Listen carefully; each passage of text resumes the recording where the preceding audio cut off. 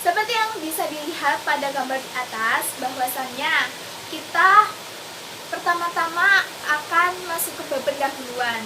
Nah, di bab pendahuluan ini kita akan sedikit kepo tentang kombinatorial. Jadi keponya itu untuk apa saja sih kombinatorial itu? Apakah bisa dibuat untuk kehidupan sehari-hari atau cuma sebatas teori saja? Nah, itu akan dibahas di bab pendahuluan. Setelah itu kita akan masuk ke bab penjelasan. Di bab penjelasan ini ibarat orang PDKT itu kita lebih mengenal dia gitu. Jadi di penjelasan ini kita lebih mengenal kombinatorial. Dan di penjelasan ini kita akan membahas apa sih kombinatorial itu dan apa saja contoh-contohnya. Setelah itu di bab terakhir ada bab penutup. Dan di bab penutup akan kita sampaikan kesimpulannya. Masuk pada bab pendahuluan. Seperti yang teman-teman tahu bahwasannya di bab pendahuluan ini kita akan kepo tentang untuk apa saja sih kombinatorial itu dan apakah bisa digunakan dalam kehidupan sehari-hari atau cuma sebatas teori saja. Nah, kita lihat saja pada contoh di atas. Andi akan berjalan menuju titik B. Berapa banyak rute yang dapat Andi lalui? Nah, untuk menjawab pertanyaan ini, apa yang pertama kali terbesit pada pikiran teman-teman? Pasti yang pertama kali terbesit adalah menggambarkan rutenya satu persatu. Karena kebetulan di situ rutenya sangat sederhana dan simpel, jadinya bisa dihitung satu-satu. Tapi nih teman-teman, pada kehidupan nyata, pada kehidupan sehari-hari, apakah gambar rute semudah itu, sesimpel itu? Tentu saja tidak. Karena di kehidupan nyata pasti akan ada banyak rute yang ada. Dan apakah teman-teman bisa mendatanya satu persatu? Tentu saja tidak. Oleh karena itu, untuk dapat mengetahui banyak rute yang dapat dilalui dari suatu titik ke titik yang lain, kita harus memerlukan cara agar bisa menemukan berapa banyak rute yang dapat dilalui dengan cepat. Nah, apa yang harus dengan cara apa? Nah, makanya dibutuhkanlah kombinatorial. Jadi, apa sih kombinatorial itu? Kombinatorial adalah cabang matematika untuk menghitung suatu penyusunan objek-objek tanpa harus mengenumerasikan semua kemungkinan susunan. Seperti itu. Jadi kita nggak harus menghitung satu persatu dulu rutenya tadi.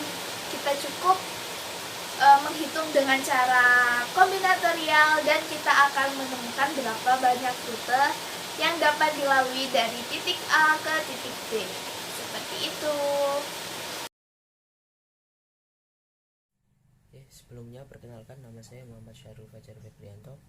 Pada slide ini kita akan bahas tentang pohon biner. Pohon biner atau yang biasa disebut dengan pohon keluarga, bisa kalian amati bentuknya seperti di atas, gambar di atas. Nah, di situ ada keterangan X1, X2, X3, X4, X5, X6, dan X7. Itu adalah sebuah permisalan setiap anggota daripada pohon biner tersebut. Nah, X1 berada di titik paling atas atau berada di titik paling puncak. Nah, X1 sendiri mendapati posisi akar atau sebagai orang tua dari pohon keluarga tersebut. Nah, X2 dan X3 adalah anak dari X1. Jadi, hubungan X1 dan X2 itu dihubungkan dengan sebuah garis. X1 menuju ke X2 dan X1 menuju ke X3.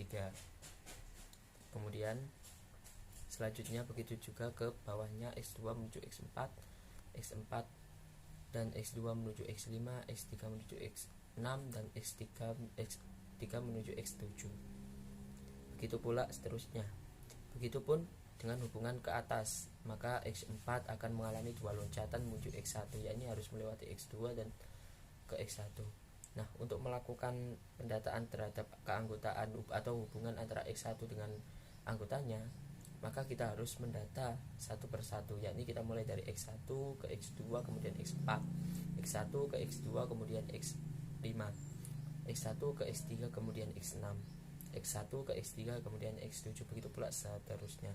Nah, karena di pohon ini hanya ada 2 loncatan, maka mungkin pendataannya akan lebih simpel atau lebih mudah. Namun jika akan ada banyak loncatan sehingga menimbulkan banyak anggota, maka tentu pendataannya akan lebih dalam lagi, sehingga diperlukan korespondensi satu-satu atau hubungan antara orang tua dengan anak atau akar dengan bawahnya. Maka kita perlu menggunakan sebuah rumus atau menggunakan teori yang akan kita pelajari pada bab-bab ini.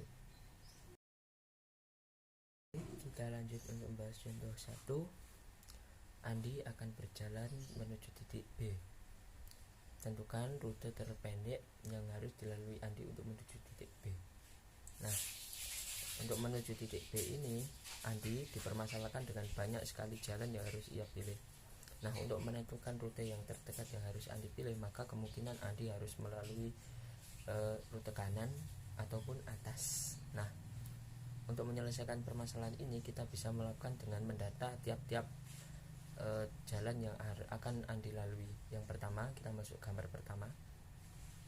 Andi harus melewati arah kanan 1, kemudian kanan lagi 1, atas 1 lagi, dan atas 1, sehingga akan ada 4 garis yang akan Andi lalui. Kemudian gambar 2, Andi harus ke kanan, karena kanan lagi sudah, maka Andi akan ke atas, kemudian kanan lagi dan atas lagi. Gambar 3 ada hubungannya dengan gambar 2. Ketika gambar 2 berada di titik tengahnya belok kanan, maka gambar 3 akan belok ke atas, kemudian kanan. Nah, di gambar 4 Andi akan langsung mengambil rute atas dan lurus ke kanan. Kemudian di gambar 5 Andi akan mengambil rute atas, kemudian belok ke kanan di pertama dan ke atas lagi, kemudian ke kanan. Dan di rute ke-6 Andi akan ke atas, kemudian kanan 2 kotak, dan kemudian ke atas lagi. Nah, dengan melakukan pendataan ini, maka kita bisa peroleh bahwasanya akan ada 6 rute terdekat yang akan Andi lalui. Baik, sekarang kita lihat contoh soal yang kedua, yaitu berapa probabilitas 2 buah dadu dilempar bersamaan yang menghasilkan jumlah mata dadu kurang dari 5. Kita lihat penyelesaiannya. Oke, yang ditanyakan tadi adalah peluang atau probabilitas jumlah 2 buah dadu yang kurang dari 5. Nah, 1 buah dadu itu memiliki 6 mata dadu, yaitu 1, 2, 3, 4, 5, dan 6. Apabila 2 buah dadu itu memiliki kemungkinan seperti yang ada di PPT. Maka mata dadu yang berjumlah kurang dari 5 yaitu 1,1, 1,2, 1,3, 2,1, 2,2, dan 3,1. Sehingga dapat disimpulkan bahwa ada 6 kemungkinan mata dadu yang berjumlah kurang dari 5 dan memiliki banyak sampel 36. Jadi, probabilitasnya adalah 6/36 atau 1/6.